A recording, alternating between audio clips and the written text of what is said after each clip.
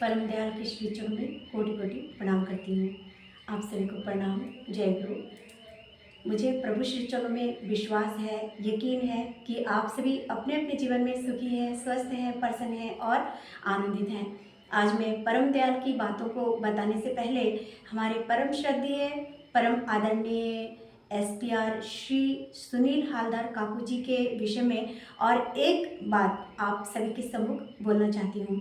एक दिन की बात है कि हमारे परम श्रद्धेय काकू अपना सारा काम ऑफिस का निपटा के ठाकुर जी की जो ग्रंथ है सत्यानुसरण, उस ग्रंथ को वो पढ़ रहे थे।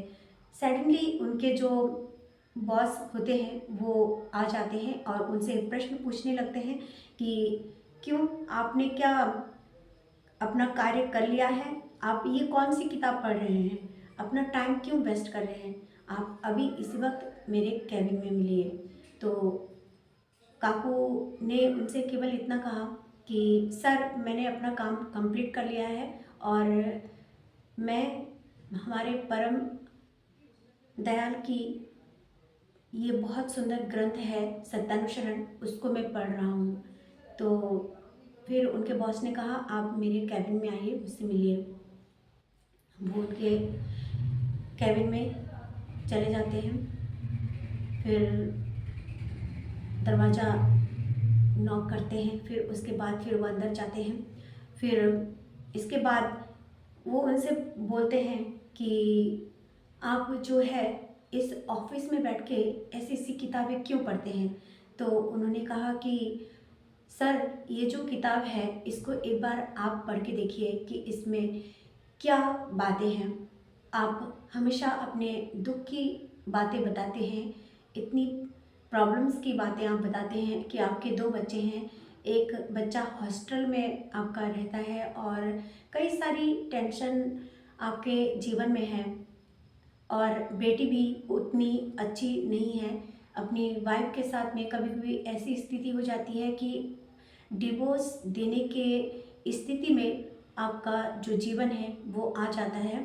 तो आप सर, आपके दुखों में आप केवल एक बार इस किताब को आप एक बार मन से पढ़ के देखिए कि आपको इसमें क्या मिलता है। तब उनके उनके बॉस ने उनसे कहा कि अच्छा ठीक है, दे दो। तो फिर उन्होंने उनसे वो किताब ले ली।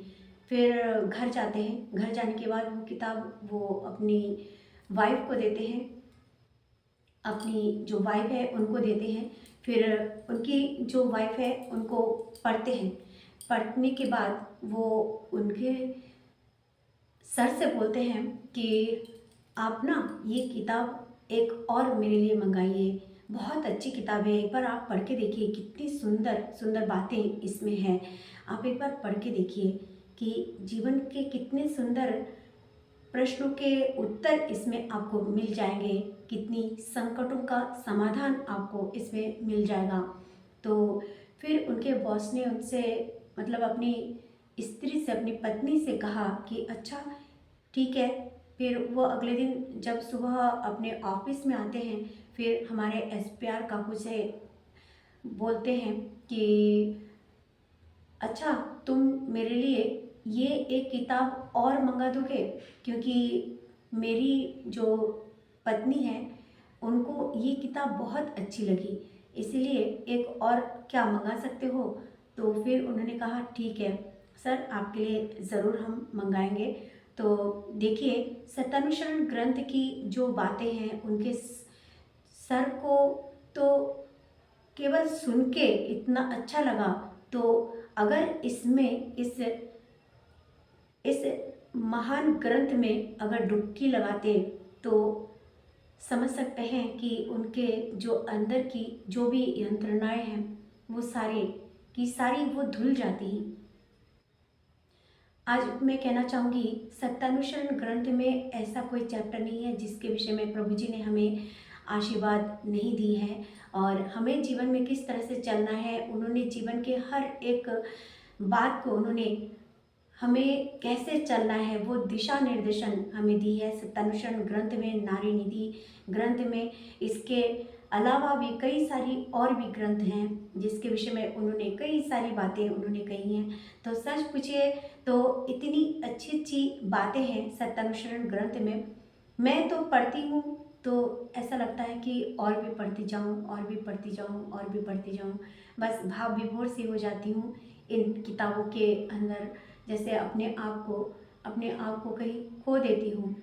और मुझे बहुत अच्छा लगता है सत्यान्वेषण ग्रंथ की बहुत सारी बातें कि तुमने यदि ऐसी शक्ति प्राप्त कर ली है जिससे चंद्र सूर्य को कक्षच्युत कर सकते हो, पृथ्वी को तोड़ मरोड़ कर टुकड़ा टुकड़ा कर सकते हो, या फिर सभी को ऐश्वर्यशाली कर दे सकते हो, मगर यदि तुम्हारे हृदय में प्रेम नहीं रहे तो तुम्हारा कुछ हुआ ही नहीं।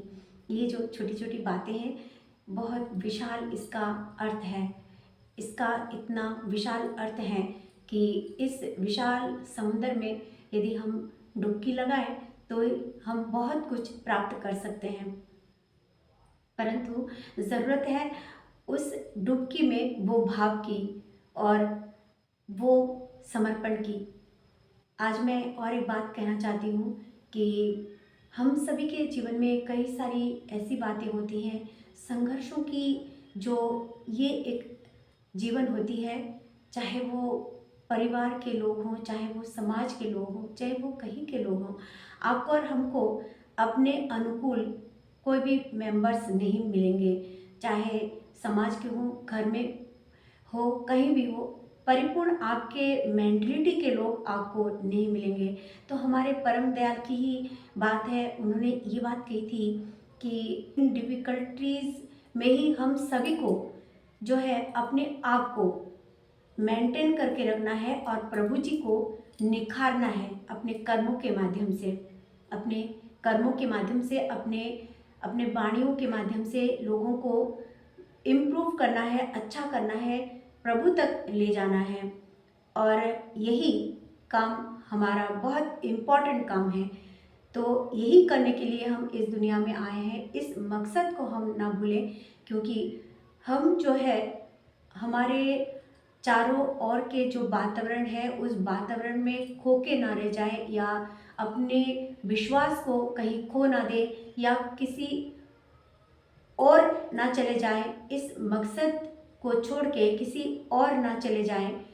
ये जो है परम आराध्य की बातें हैं, इसको अपने जीवन में बहुत सुंदर तरीके से हम सभी को मान के चलना पड़ेगा।